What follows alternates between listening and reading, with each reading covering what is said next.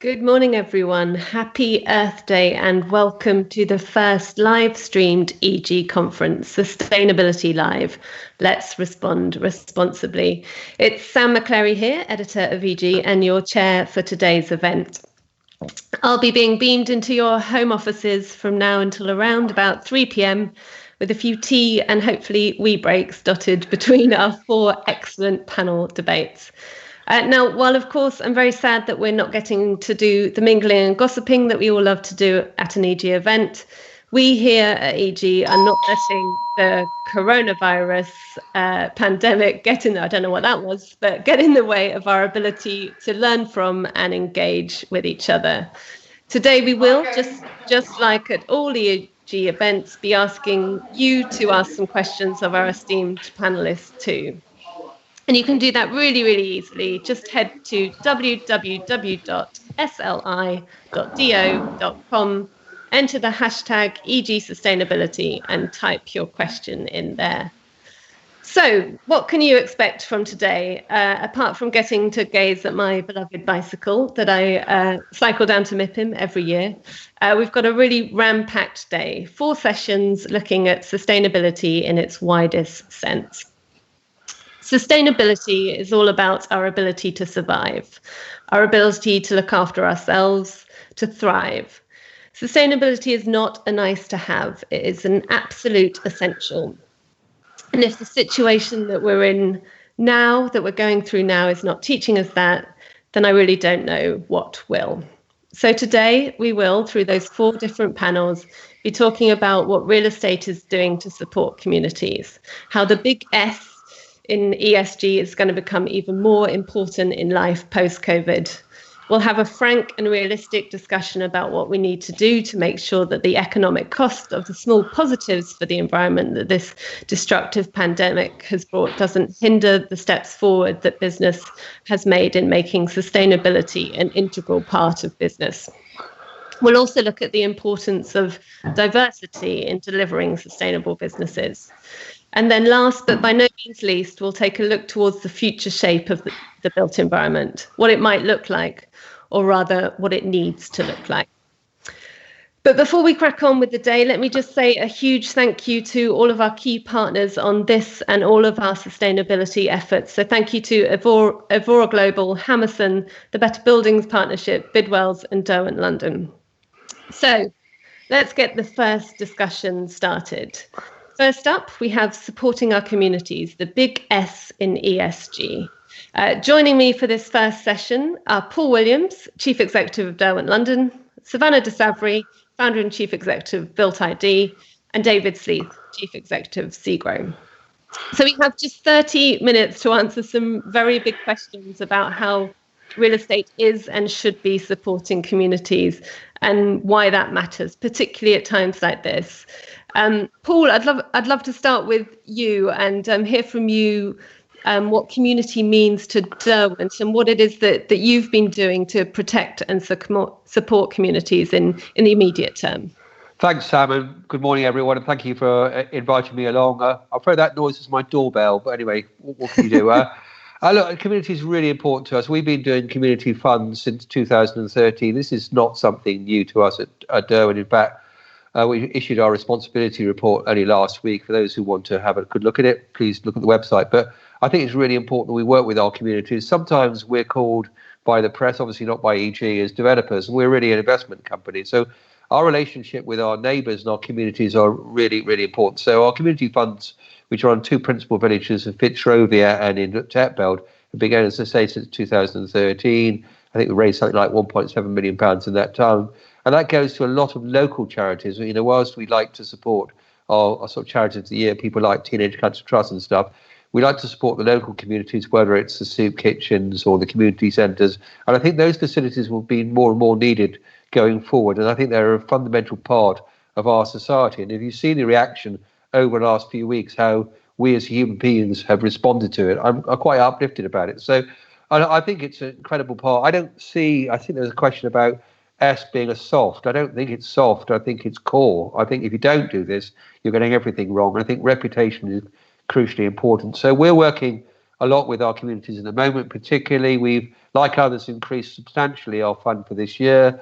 We announced a few weeks ago our salary sacrifices, which I know others are doing as well, which I think is a really important thing. I think we need to lead and show what people should be doing and sharing the pain. Of course, like others, we're also helping our tenants because I think they're all part of our communities. So I think it's fundamental to what we do at Derwent. We need to reach out and actually meet our people. Our staff love the volunteering, the soup kitchen, all that sort of stuff. So being engaged and connecting, it's just such an important part. I think it helps you long term. And I think our shareholders are very supportive of it. So I think it's fundamental and I think it will grow. Fantastic. And David, you're nodding along there, and you this morning have just announced the launch of your centenary fund, and just like Derwent have waived some of your salary as well to make sure that goes into that fund to help communities. Yes, thanks, and good morning, everybody. And I was nodding because I almost could have substituted Segro for Derwent, and we'd have been speaking the same script. But yes, I mean the company's 100 years old on the 19th of May. And we've been planning for a little while a big charity fund launch called the Segro Centenary Fund. We've actually brought it forward because of the crisis that's taking place right now. But just as Paul, I mean, we've been around for a long time, and I think community engagement has been part of our DNA since the company started. But to coincide with the centenary, we wanted to do something much bigger and more impactful. Because what we find, I mean, we're involved in slightly broader range of communities than Derwent is, across 9 countries and several in the UK that are outside of London, of course. And what we find is that many of the areas that we're investing in are deprived parts of the country. Social and economic deprivation is a major issue, and we go in and we regenerate brownfield areas, often neglected industrial parts of cities, and we see it firsthand. And when we go and talk to our communities and our staff that are leading it there, just as Paul was saying, our people want to be involved in making a positive impact to those communities. So it's a very easy sell to our staff. It's a very easy sell to our communities and to our charity partners, and it's very uplifting. So what we've launched today is a £10 million commitment. It's not all going to be spent in one go. It's over a 10-year period, but we've earmarked £1 million to be spent this year. And whereas normally, in fact, the long-term goal of the plan is to focus in line with what we normally concentrate on, which is about getting people from disadvantaged backgrounds into employment. That's by providing training facilities, working with customers and occupiers to make sure they've got the people coming through that they want. That's the core of what we do. What we've decided because of this pandemic is that there are so many vulnerable and deprived communities across the country that we want to redirect it. We've accelerated it. We're redirecting it, and just last week we reviewed and approved most of 30 individual small projects, but make a big difference to just keep people going for the next few weeks whilst this awful crisis plays out. But it's a pretty tough time for a lot of people, and we're delighted that we've got a chance to play a small part in helping. That's great to hear. And Savannah, David said there that community engagement was in the DNA of Segro, and it's certainly in the DNA of Built ID, isn't it? It's what you're all about. I'd be really keen to hear from you what you're seeing in terms of community engagement now compared to just before we were in this situation. Yeah, I think always, at the heart of the decisions that people make in the property industry, is the fact that we are working on problems that are multifaceted and inherently human. And I think more than ever, we now see that whilst everyone's in isolation, the way that I think, it was touched on earlier, the way that people have come together, the amount of volunteering that's happened for communities, to mobilize and activate on a grassroots level has never been seen before. And I think there's a real opportunity for the property industry to actually tap into this new grassroots sentiment to, connect with these communities that want to interact and, ultimately are going to have to interact in spaces in a different way potentially to how they have before. The industries are not going to, go back to exactly how they were before this happened. And I think there's a huge opportunity for the development industry to actually learn from their communities, how they want to use their spaces, how they want to connect, how they want to collaborate, always on Give My View, and we've now, I think in the last year, we've had more than, we call them, community change makers, essentially people from all walks of life who engage with developers and councils and try and shape their projects through Give My View. And we've had around 50,000 of them share around 200,000 ideas and, sort of feedback. And consistently, social isolation and sustainability have been the dominant themes. And I think that we're going to see that more than ever now. And I think there's a real opportunity, actually, to be able to tap into, as developers, this human-centered approach to innovation. And actually, how do you want to use it now and in the future? There's a question there for you, Paul, I suppose, which is, how do you want to use it for now and the future? Well, our space or our community funds, or both? I think they're interlinked. Well, we long had a view that our buildings shouldn't be closed off to communities. We want to create access. I think for office buildings have been let's close the doors and all the rest of it. So we do a lot of work on top of our roofs for sort of running tracks and other things and fitness things for people, and we try and engage with our people to use our buildings, and we do a lot of work within our amenities, within our receptions. We've got some plans for Fitzrovia, and I think again, people should be able to drop in and use that and connect. And it'd be interesting to see where the restaurant world is going to go in that connection. So, I think we like to be open for business in a wider sense. And I think, like David, we've been talking a lot to those that most in need, particularly on employment and training. And I just think there's going to be a big increase in unemployment, and there is also going to be a big increase in people feeling isolated and lonely. And I think we've got to put some attention to that to make sure that we engage with people and connect with them and help them, because it's good. It's good for them, but it's good for business. It's good for us. And I totally agree with Savannah. What I've seen in the last few weeks is absolutely amazing, and I think it's all coming us together. And I think what we need to do is also then connect with the public sector, particularly with government and also with local authorities, to make sure it's all joined up. Maybe we use the word compassion going forward. I was just going to jump in and add to Paul's point. I mean, one of the things with this point about training, one of the things that a lot of the charities we work with and the communities are, as I said earlier, trying to get people from difficult backgrounds, sometimes immigrants, refugees, people that are really struggling to make ends meet, but fundamentally struggling with having a roof over their heads. And of course, we've got a fantastic charity for the industry in Land Aid that is addressed at particularly youth homelessness, but also getting them into employment. One of the things that we've been looking at, a number of the projects, in fact, that we've approved in the last week, have been supporting charities that were, of course, bringing people into community spaces to give them close at hand training and development, and helping preparing CVs, job applications, or in some cases applying for legal status in this country. And how do those people operate in this environment when suddenly they can't get together physically? And so a number of these charities have reached out and said, what we actually need is some technology. Amazingly, most people do have a phone, and many of them have smartphones. So what you need is the technology in the charities to be able to broadcast using Skype or Zoom or one of the other many tools. And that's something that we've been very keen to support, to try and keep these things going, because when we do get outside of this immediate period of crisis, I think it's pretty clear that there will have been some serious damage done to the underlying fabric and the productive capacity of the economy. And I think your leader a couple of weeks ago, Sam, touched on that. It's going to be difficult, and for a lot of people, that's going to place them in a very challenging situation in terms of how do they get back into meaningful employment when the economy is going to be taking, at best, some considerable time to get back to where it was. So I think these kind of initiatives and using technology and more innovative ways of delivering support at local level is going to be really important. I completely agree. I also think there's a lot. The easiest way, I think, to make sure that F isn't soft is actually design. I think one of the problems with our system is that we design for planning applications, and then everything that comes afterwards, if that makes sense, in terms of our design thinking. And actually, one thing I love about Derwent's work with Simon Alford is really the buy-in to his belief that he said it, I'm probably going to get this wrong, but it's, buildings are, the volume between public spaces. It's about having adaptable, flexible buildings that can stand the test of time.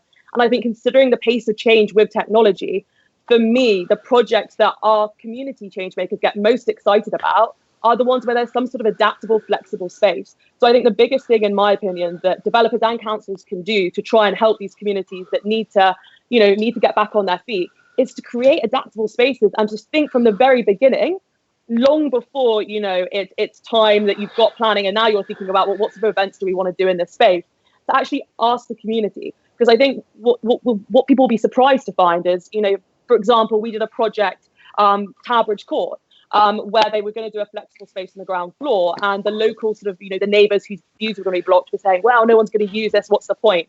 And so they asked on Give My View, the community, what do you want to use it for? And what came back wasn't, we want you to put on this event and that event and, so-and-so event. Instead it was, I would like to use the space once a month for my cancer survivor support group.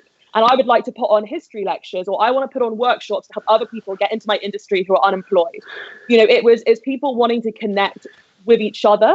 And I think that we think too much about it being, sort of this power balance between as a community and as a decision maker. And in fact, I think that, the property industry needs to be sitting in the middle and saying, there's a community all around us. Let's be the hub that, and be adaptable enough that they can use our spaces themselves. And I think the challenge is when you're only thinking about, we're going to have so and so many units and we're going to have this amount of commercial space, we'll think about what comes, what we actually do there later. You miss out on a huge opportunity to make people feel, decision makers and feel ownership over the spaces that ultimately they're going to be using. So are we talking about real estate becoming, I'm going to use two words that you've all used, a compassionate connector? I think so. I think I've been working for Derwent now for 30 odd years. I think it's all about connecting with people and your customers and your neighbours, and you see. And I think we are connecting. If I think of one of the planning situations, lessons learned. Too often developers have gone in, submitted a planning application, haven't really liaised with their neighbours, haven't really talked about what they're going to be doing, and it just lands. I think early communication would be good. I was asked the other day, one of these things, what superpower would I like to have? And I went, the ability to listen would be a really good one, which is not necessarily a good male thing, but I think the ability to listen to our communities and to people around you would be really good. I think because you'll get better things from it, and you'll get better developments, you'll get better areas, you get more employment, and everyone will be wealthier, which is good, and be able to create something. So I think this is not a step. I think this will help us to improve the ESG side, and we can take it forward. But I don't think we should forget about it. I think we should keep continuing. And of course, the other bit of sustainability, which is close to our heart, it's Derwent and others, is net zero carbon and climate change. And what I don't want to do is take the current problems off that agenda. We've committed to going to net zero carbon by 2030. We're doing a lot of work on that, and I think we've got to make sure all of this, the E plus the S plus the G, is all connected. Make sure we push the S, obviously at the moment, and continuously, but it is joined up. Yeah, I couldn't agree more, because like I said earlier, what communities really care about is sustainability. They really care about the environment. 90% of the global populace is breathing unsafe levels of pollution. Maybe a little bit lower right now, thanks to the remarkable sort of impact of lockdown. But I don't think we can underestimate the importance of interlocking those three. It's at the intersection of the E, the S, and the G that matters. David, would you agree?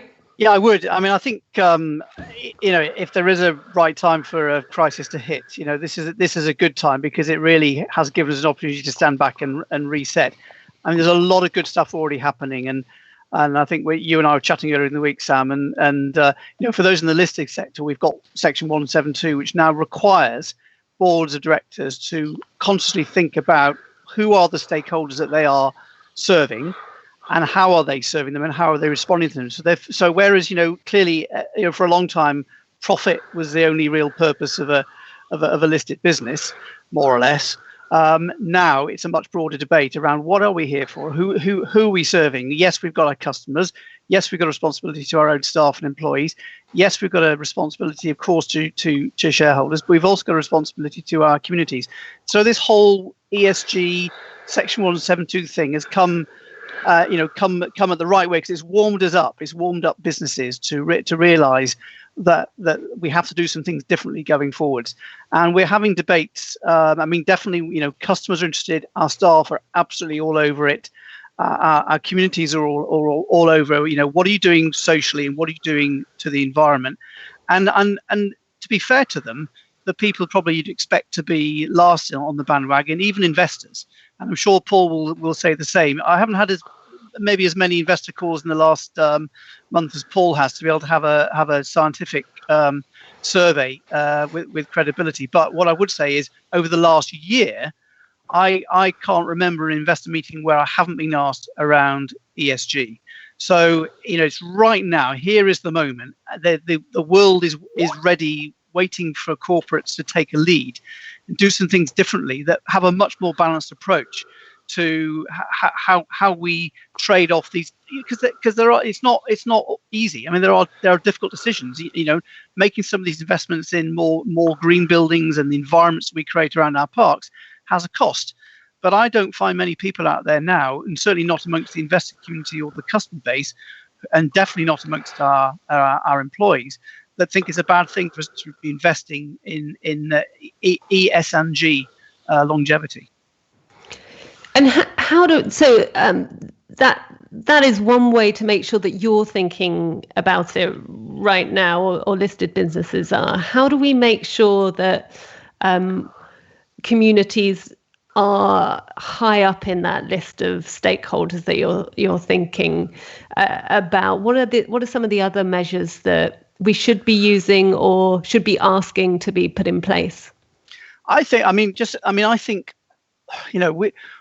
the one thing about real estate is it has a very physical, tangible impact, right there, wherever we're building, where we're running buildings, and the same for Paul and his business.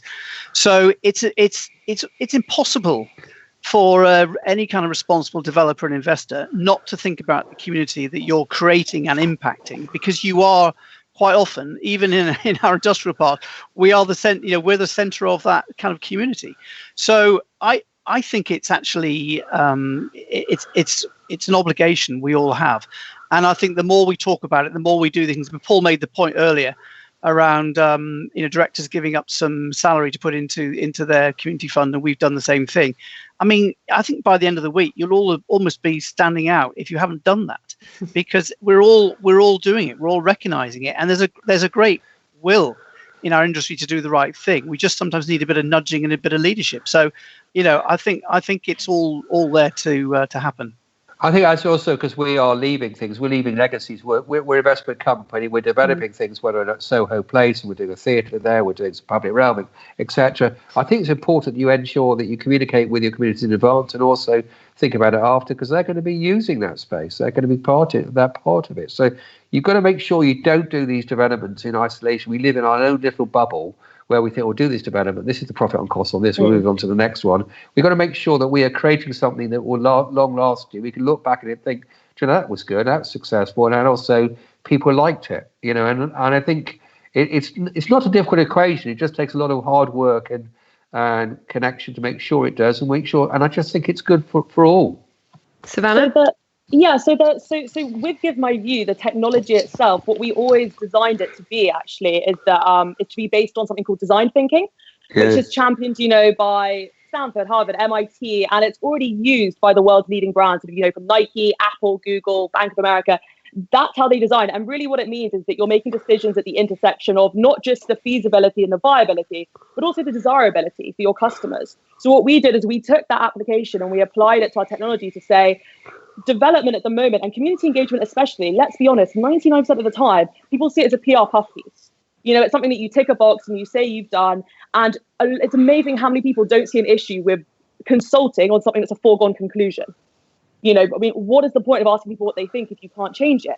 So what we really have tried to do, Give My View, is make sure that communities, and equally, it's not just an open comment board for people to shout their opinions, and that's pretty unviable. Is it desirable? Is it going to add social benefit or environmental benefit? Is it feasible? Can you actually do it? Is it adaptable for the long term? Does it work in the planning restrictions? But also, is it financially viable? I don't think we can forget that. And I think that's a big challenge, and why a lot of people roll their eyes when corporates say they're focusing on ESG, is that you can't just focus on the social. You need to have a human-centered approach, but it has to integrate not just the needs of the community, but also the possibilities of design. and the requirements for business success. You have to do all three. And a recent change we've made is that whilst that design thinking underlies our technology and how the community interacts, we've now also started doing all of our projects, kicking off with workshops, where it's not the PR comms people who are involved. It's actually the architect, the engineer, all the key decision makers to sit around one table or one virtual table and say, what is desirable, feasible, and viable? Because if it's not hitting all three spots, why are you asking the community? Why are you even thinking about it? If you already know you're going to do the sustainability initiative, you're not truly actually consulting the community, asking if they want it or not. And I think that's the big shift where we need to go. And certainly we realized that us doing that on our technology wasn't enough. We had to try and move the real estate industry to work to realize that they're innovators, and so just like Apple and Nike and Google, you have to think like innovators and you have to make decisions like them. And that means taking into account your customers who are, as you guys have said, people who are going to use that theatre, people who are going to live in your buildings in the future, who are going to work there, who have to walk past it every day. They're all your community is your customer, even if it's indirectly. It's so wonderful to hear the kind of words that everyone here is using to describe real estate and what real estate does. And I think that, even a couple of years ago, I couldn't imagine having a conversation in which we're using those words and using them authentically about real estate. So that's really, really great. And we've got about 9 minutes, according to my clock, left of this conversation before I have to hang up on you all. And I just want to involve some of our listeners who have already been posting questions in Slido, which is great, and some of them touch on things we've talked about already. So Lawrence Chadwick has asked, especially in today's environment, do you think technology needs to be added to the 3 core principles of sustainability, that of environmental, economic, and social? We've touched on that, but an emphatic answer on that? Well, to me, it's an underpin. It's an enabler. You have to have the technology is the enabler. It's not the focus in itself. And it's amazing some of the stuff happening now and the capabilities that technology can deliver for us, such as this conference, but much broader than that. And we talk about prop tech as though it's a separate industry. It's actually just a way of enabling how we're going to all be doing business in the next decade. So I think it's an enabler, but absolutely a vital one for sure. I agree more. I think it's an enabler, but I think also this social interaction, the ability to talk to someone and communicate and relate to them, and long-standing relationship is fundamental. But I agree it's an enabler, but no more really. Yeah, I feel strongly that it shouldn't be added, because technology should not be an end in itself. And we often see people falling into the trap of integrating technology into their buildings for the sake of it, thinking that somehow adds value, and it doesn't. For me, as a social tech company, is what we are. If it's not solving one of those 3 underlying, sort of principles, why are we here? All we are is a conduit. And I think that's what we learned when we realized it doesn't matter how forward-thinking and how human-centered our technology is, if actually the content going on there from the people isn't as well. So yeah, I would strongly say that technology is nothing more than the pencil of this age. Sorry, that's so going to backlash on me, isn't it? I do like the line. Great pencil of this age. Great quote. Great quote. Yeah, the pencil of this age will go down in history. Obviously, the other side of that is you obviously have things like what technology. I passionately believe that environmental technology. A solar panel was a technological innovation in the 1950s. But we need to find those today, and we need to invest in them heavily. But again, as you said, it's the enabler to solve the underlying problem. It's not. Yeah. It's just like the pencil helps you write. Paul and I are not that old, but we're definitely old enough to probably both use pencils extensively earlier in our careers. I think I might have used charcoal, but anyway, okay. Yeah. and we started off this question sort of debate talking around how people might have seen the S in ESG as the soft side of things. I think we've clearly said it's not. But another question on Slido was asking us whether it was right to refer to the impact on people's lives as the soft stuff, and asking whether that just perpetuates the detrimental view of some of the most important aspects of what real estate does. Yeah, I agree. I don't think it is soft stuff. To me, it's absolutely an essential core part of what we're doing is taking our communities with us and investing in them as we are in the physical spaces. And for the last couple of minutes of this conversation, I'd just love to get from each of you a take forward, I suppose, for what we can do post COVID to continue to support our communities, to continue to make sure that that is bolded in ESG and is very high and is very high up of stakeholders of stakeholders. We need to make sure we are delivering for. We need to make sure we are delivering for. Savannah, I'm going to start with you. So my big catch at the moment is trying to convince as many public and private asset owners as possible, sort of asset owners as possible. Give my view, not to think of it as a tool that helps you get planning, but actually right now to use it to ask their communities, people who are actual age groups, coming together, how can they use their spaces for free during this time when they're not being used? And that doesn't just mean vacant retail units.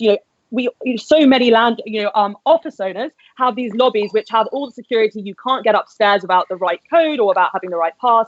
Why not have, these amazing local volunteer groups being able to man the reception, let in, only one person, in terms of social distancing at a time, and have a donation hub. But ask the community what they want. Do they want? Don't just presume you know best. I want our technology to be used to ask communities, do you want to use it for key workers to pick up their supplies smart office lobby? Because it's sitting there unused right now. Do you want it to be a hub where you can donate, your surplus food? We have a horrible issue with household waste at the moment. Do you want to use it for something else altogether? Is it for actually having a last mile pickup hub so that all these, B2B suppliers who have just seen their revenue stream, disappear overnight and can't deal with, the delivery themselves, the individual households can do a last mile delivery and then volunteers take it to that risk. Like, your buildings can be used in so many amazing ways right now, but let the community have ownership of that, and we're not making a profit at the moment at all. We're doing all of this, just completely at cost to get it out to the community. So that's my real plea and my focus right now. It doesn't matter if it's your external community or actually it's just engaging your community of employees. I only have 17 employees and I had them do a survey, give my view saying, what could I do to be making it better during remote working? What's your issues of productivity? All of this.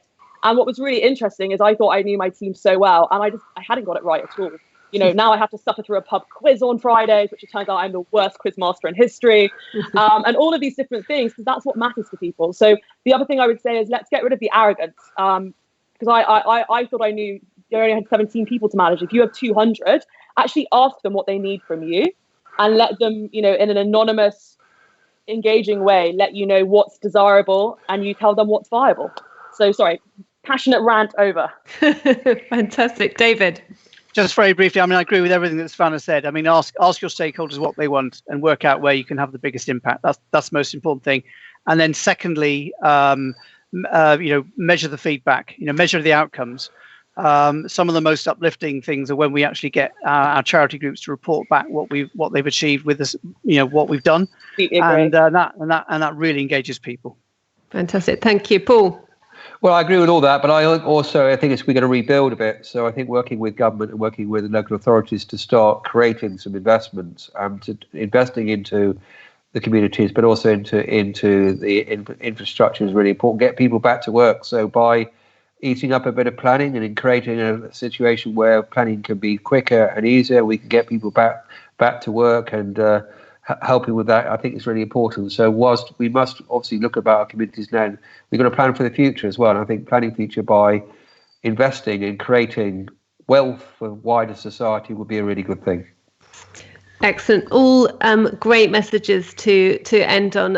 Thank you so much for joining for this first session of a long but really interesting day. It is all we've got time for right now. But to everyone who has dialed in and is listening along, please do continue to debate, share your ideas, share feedback with us all on Twitter or LinkedIn using the hashtag EG Sustainability. You can even ping me an email and I'll do my best to answer any questions, and I'm sure our panelists will be happy to answer questions via Twitter as well. But that just leaves me to say thank you again to our panel, Paul, Savannah and David, and thank you to you for joining us. Do make sure to log back in at just after 12 o'clock for our second panel, which is recognising the positives. What have we learnt so far? Thank you so much. Thank you so much. Bye-bye. Bye-bye. Have a good day. And you take care.